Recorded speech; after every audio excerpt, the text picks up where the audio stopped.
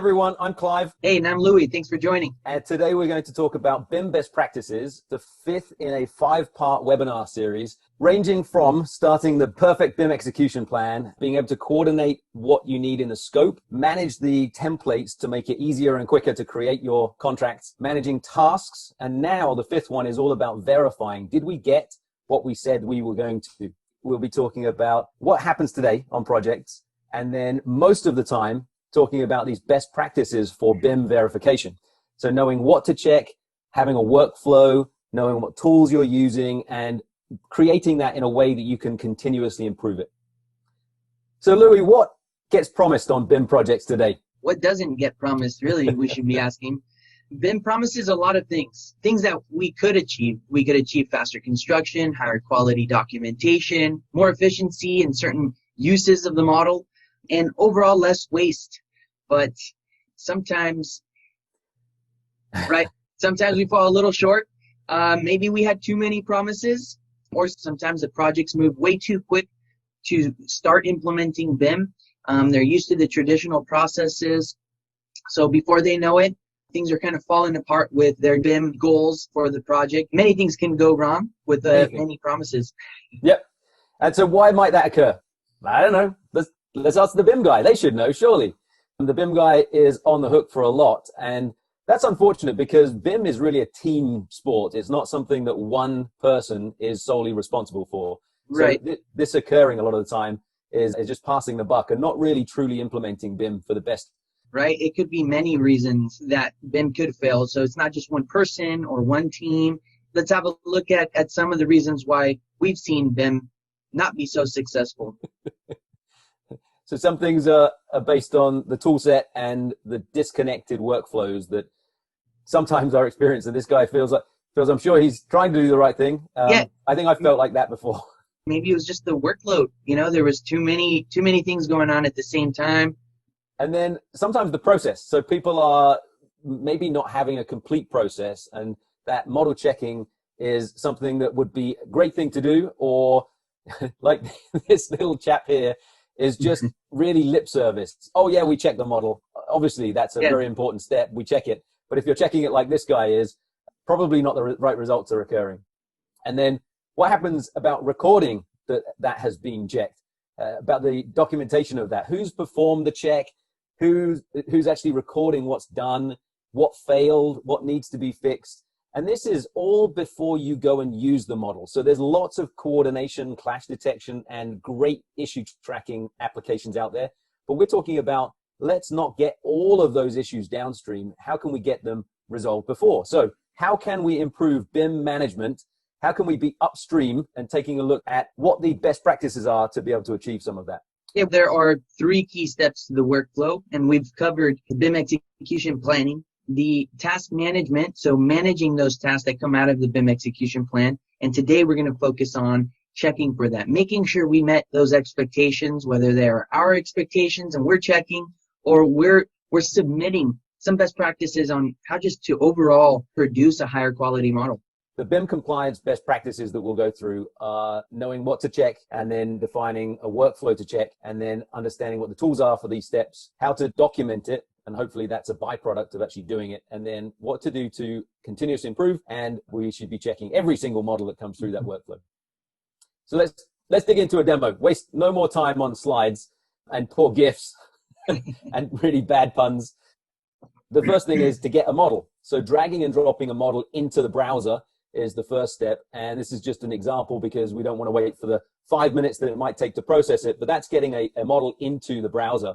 So we see here the 3D model, and I am currently logged into Michelle's account. So this is Michelle's account here that we are looking at a model. And Michelle here in this experience is the modeler, and she's just dropped that 3D model into the browser.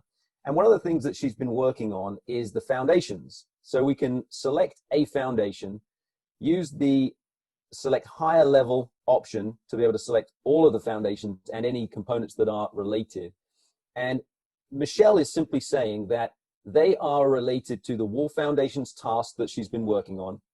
By linking that task, we can see now all of those elements for the foundations are linked. And we can also say that she has now completed the specific activities on this task.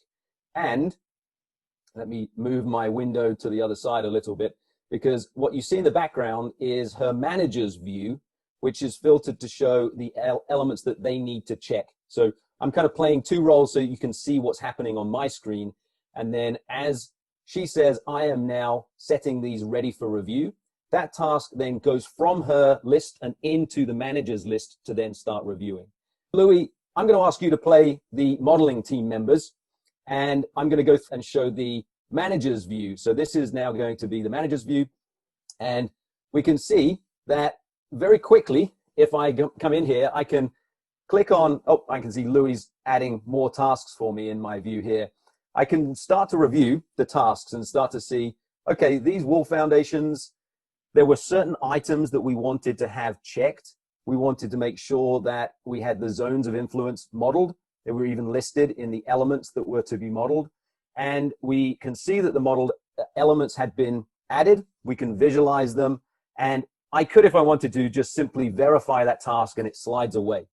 And it gets quite fun. So don't just go clicking verify, verify, verify. So let me just kind of add to that. One of the best practices that we just shared was, as a modeler, as me playing the role of Michelle, well, I was submitting work that was ready for review. So instead of Clive spending too much time just reviewing every 100 items on what could potentially be on his list to review, I've submitted work.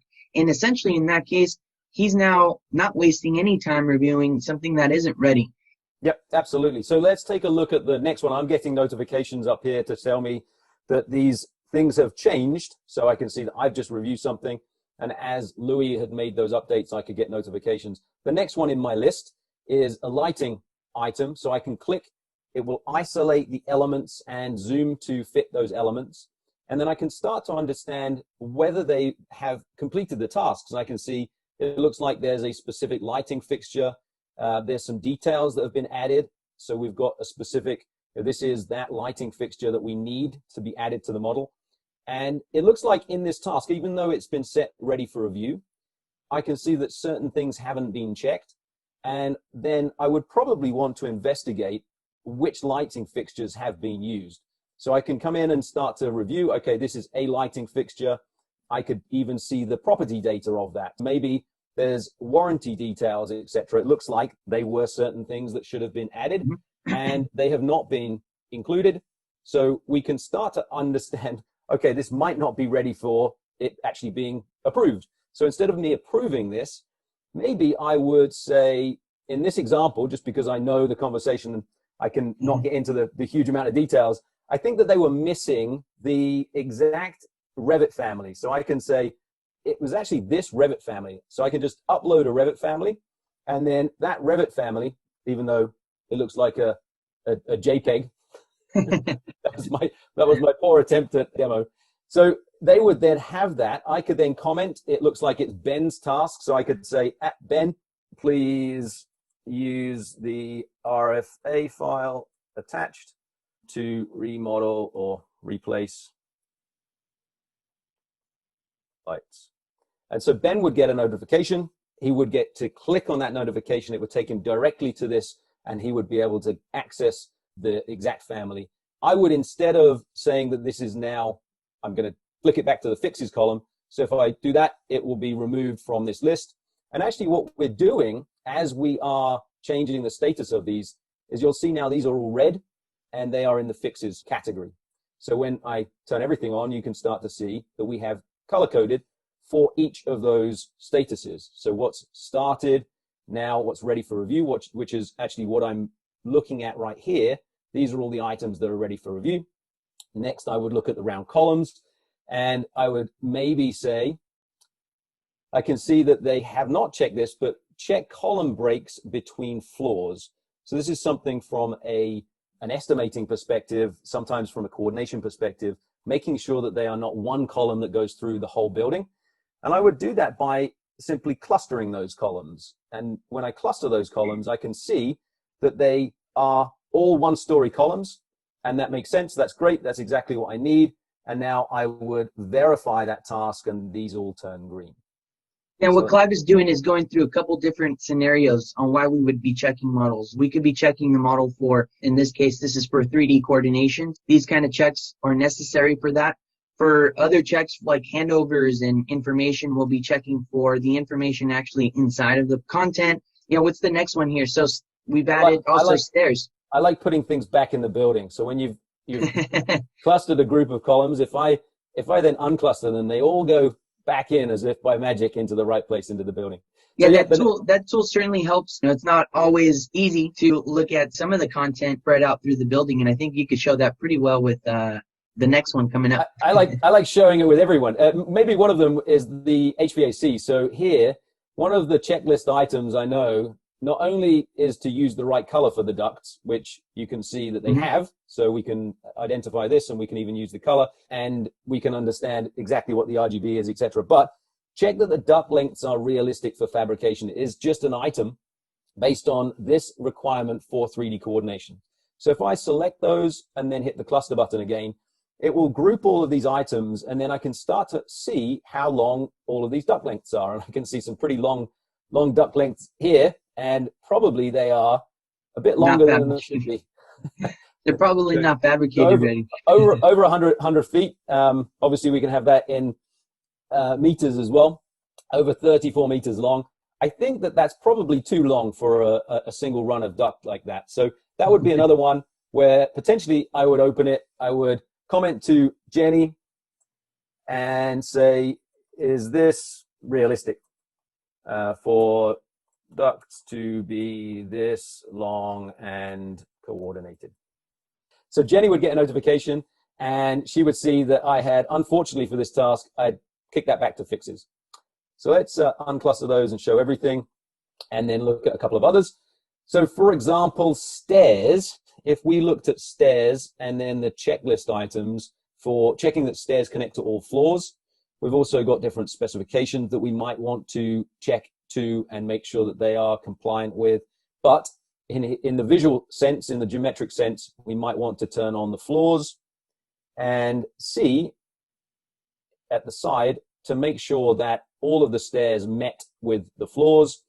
And sometimes when they do not, we can also kick back items. We can split these. We can go through this workflow and comment in the same way. I'm just simply going to get rid of this one because I think you've just seen me do that. And then the same principle here for the curtain walls.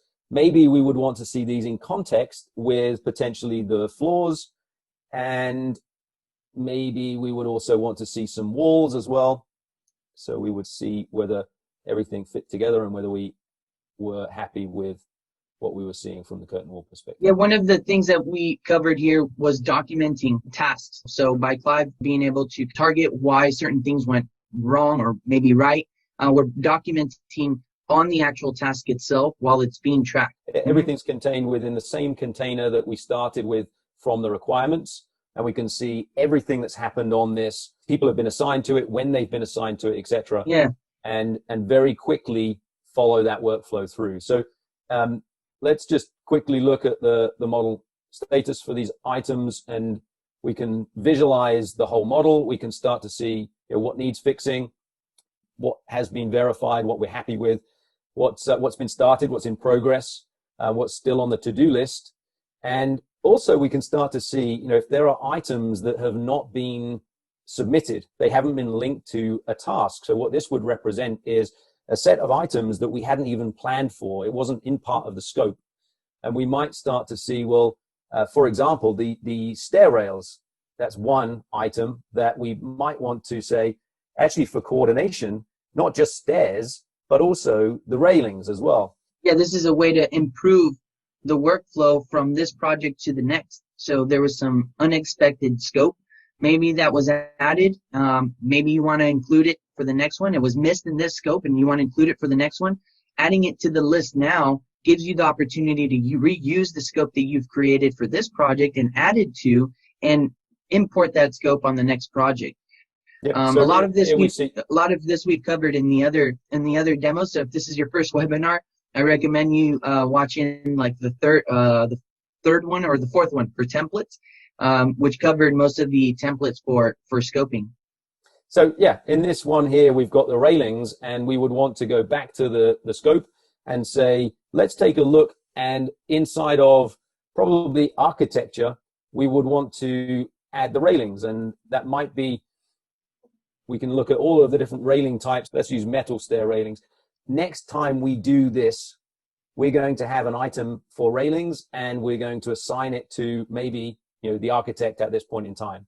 Depends on, who's obviously responsible. But now when we use this as a template going forward, that task will always be available, and it closes that loop from project to project and back to the standards that you use to create your contracts. Mm-hmm.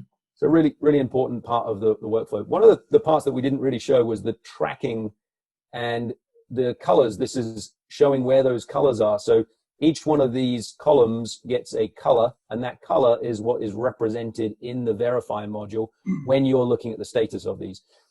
Louis, I think that we missed a step as well. When Michelle was saying that this model was ready for review, Michelle had the opportunity to change the model from in progress to be shared. And then when I was reviewing the model, and I'm happy that the model is ready for use, I'm not at the moment because there are still things that need to be fixed. But if I was happy, I would be able to publish this model, and then that model would turn to the published status for that version. And we would also then be able to download it if people didn't have access, maybe whether it was stored in BIM 360 or some other platform. You can also now download that native file, whatever it was, one of the 70 or 80 different file types that you can import in. I like to use the reference of one bad apple can ruin an entire fruit bowl or fruit basket. We need to check every model. There's no good coordination if structural is missing components. If plumbing is missing elements, we need to verify that we have everything that we have scoped in the BIM execution plan for that deliverable or for that BIM use. So this workflow from sharing the model, sharing what tasks need to be reviewed, verifying them, and then being able to publish to get to this point really helps ensure a higher quality model. Over 10 years ago, so this is okay to admit this now, but over 10 years ago, we were helping a contractor, and they won a project based on their estimate, and it was a model-based estimate. And we came to find that there wasn't a complete set. It was something in the MEP, and there was something in the structural foundations that hadn't been finished in the model. And obviously their price was lower because they had lower quantities because the model didn't have and wasn't complete. So yeah, this is one of the real kind of fundamental steps. Don't waste time, don't waste money downstream if you can spend an hour going through this process, making sure that it is linked, checking that it's compliant with what you had specified, and then improving the next project by spotting the gaps. That continuously improving loop is really, really beneficial. So what we took you through in the demo was dragging and dropping a model into the browser, the modeler linking and then statusing the tasks, and then sharing that model version. So when Michelle, the modeler, had created the status of those tasks at that right point, and then they were ready to share the model, they would then be able to flip the switch on the model, and the manager would get notified. The manager would then be able to review, verify by checking the box and sliding those tasks away, seeing things turn green, but return for fixes anything that wasn't fully compliant or add additional information that might be required. And then at a certain point in time, they would be happy and they would publish the model version that they've been using. So in conclusion, it would be great if we made this a lot more of a smooth process so that we can and actually allocate the time. But instead of it being a very time-consuming process, we really make it part of the workflow. So the modeling team is managing their work tasks, knowing that they're only working on things that have been asked for. And then it means that when they're submitting things, the manager can literally, rather than opening a huge model and not knowing what to check, they get a list of items that specifically have been informed that they are ready for review. And then they can go and review them and validate that they're meeting the objectives all in that same workflow. So it's combining the tools in the process, knowing what to check against as well, having those requirements early, defining a workflow so that everything is then documented. And as we saw there, implementing a feedback loop so that if you end up with things that are not linked to the requirements, maybe we missed some requirements that should be included later on down the line. We've got a couple of resources for you. Smart Lean BIM Basics, which is a series of 1-minute demos to show you more about using Planoly.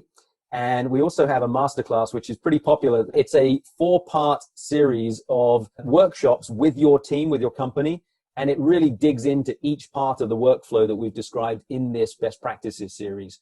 So sign up your company for a masterclass and get started. The partners are doing it in their own languages, supporting their region. So contact us if it's something that you're looking for your company, for yourself, or for a project. We've seen a lot of success come from these master classes when you were combining two companies who are jumping onto a project for the first time. Just a comment that I thought was worth noting from William saying this process was great to identify where teams are modeling unnecessary elements, scope creep, and may not be getting paid for. So sometimes we have situations where we over-modeled or under-modeled. This definitely helps align those expectations between the person receiving and the teams providing. Scope creep is one of the kind of hidden challenges that comes up between those producing and those being asked to produce. Very slowly we say, hey, you're already doing something in 3D. Why don't you just, add more geometry and we'll have some AR or VR thrown in there or some renderings. Well, we all know that just creeps up to a lot more work. So definitely helps you align those expectations here. Yeah, all of this potentially was, I think in this case, most of it was necessary, but maybe the detail was too much in certain areas, and we could eliminate a bunch of this if there was no customer requesting it. Then potentially there was additional time spent that might not have been needed. Thank you so much for coming, and we will see you on the next one. Thanks, everyone. Take care. Bye for now. See ya.